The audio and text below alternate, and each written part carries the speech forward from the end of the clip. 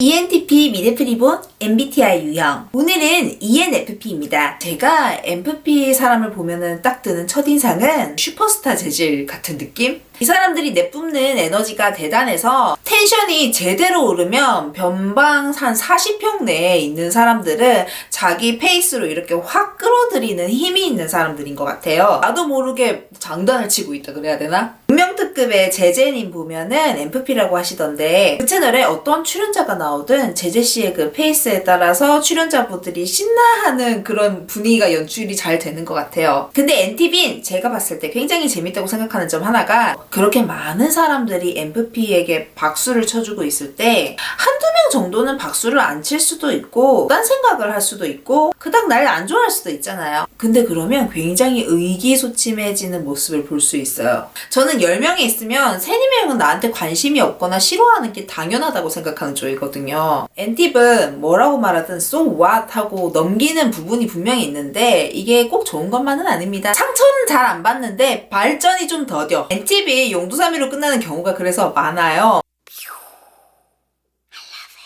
NFP의 훌륭한 점은 그냥 관종이 아니라는 겁니다. 사람들의 주목을 많이 받게 되는 건 본인이 주목을 받는 걸 원하는 부분도 있지만 기꺼이 사람들을 주목시키려 하고 같이 업시키려는 그런 나름의 선의를 가지고 있는 사람들이 많아요. 센터 역할을 자처하는 건데 같이 시너지를 내고 열광하고 이 과정 자체를 굉장히 좋아하는 사람들이거든요. 자기의 뭔가 이상향 같은 느낌이 있어요. 사실 센터 역할이라는 게 주인공처럼 보이지만 굉장히 책임감이 막중한 자리인데 그걸 자처하는 사람들이에요. NFP 같은 경우는 그 역할을 정말 잘하는 게 평소에 사람들을 하나하나 관찰하고 인간관계에 정성을 잘 쏟는 것 같아요. 어떤 조직의 구성원들끼리 갈등이 일어난다? 그럼 기꺼이 화해를 시키기 위해 나서는 사람들도 NFP다. 이런 성향 때문에 이 사람들이 외향형 중에 외향형으로 보이고 인싸 중에 인싸로 보이는 거라고 생각을 하거든요. 단순하게 재밌고 밝다고 해서 인싸가 될 수는 없어요. 이렇게 다른 사람들이 봤을 때 NFP를 만나면 이 사람이 속한 커뮤니티의 그 어떤 사람과도 만날 수 있는 그런 허브 역할을 하는 거예요. 이런데 당연히 인싸가 되지 않겠습니까? 대인관계에서 본인이 바라는 이상향이 있기 때문에 알아서 사회적 책임감을 가져가는 사람들인 것 같아요. 약간 그 옛날의 장남 장녀 같은 느낌도 있어요. 사실 그래서 NFP가 밝은 모습의 이면에 상당한 스트레스를 감내하는 모습을 가지고 있는 경우가 많다는 생각이 들더라고요. 그러니까 평소에는 회복 탄력성도 좋고 밝고 긍정적인 편이야. 근데 한번 바닥을 파기 시작하면은 그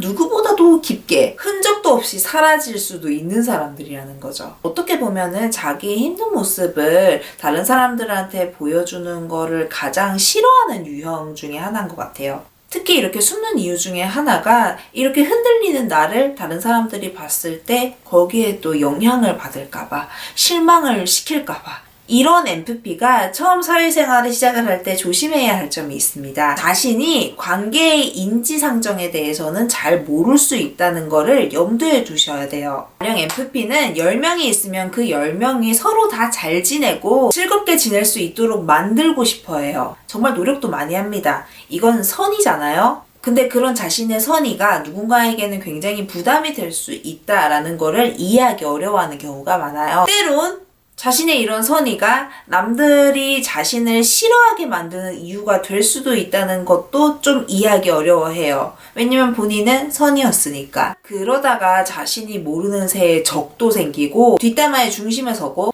인간관계에서 말도 못하는 상처를 받는 경우가 있다는 겁니다. 이 상처가 너무 큰 이유가 이런 상황을 예측하지 못했기 때문에 이해가 안 되기 때문에 내 선의, 배려가 남들에게 그렇게 전달되지 않을 수 있다는데 굉장히 충격을 받는 겁니다. 이게 계속 그렇다는 게 아니라 인간관계를 시작했을 때 첫 번째 겪는 어려움이 이런 문제가 있을 수 있다는 거죠. 내 마음과 상대방의 마음이 굉장히 다를 수 있다라는 부분에 대한 인지상정을 좀 겪으시고 잘 받아들이시면은 본인도 상처를 덜 받고 또 대인관계에서 더 빛을 발하게 될 겁니다. 무작정 골든 리트리버처럼 사람들 막 너무 쫓아다니지 마시고 무게를 잡으시고 태양처럼 중심에 우뚝 서셔서 태양 보시면 어때요? 행성들을 한데 묶어주잖아요. 이런 역할을 중심을 잡고 하셔야 된다는 거죠. 능히 잘할 능력이 있다고 전 믿어 의심치 않습니다. 마지막으로 말씀드리고 싶은 건요.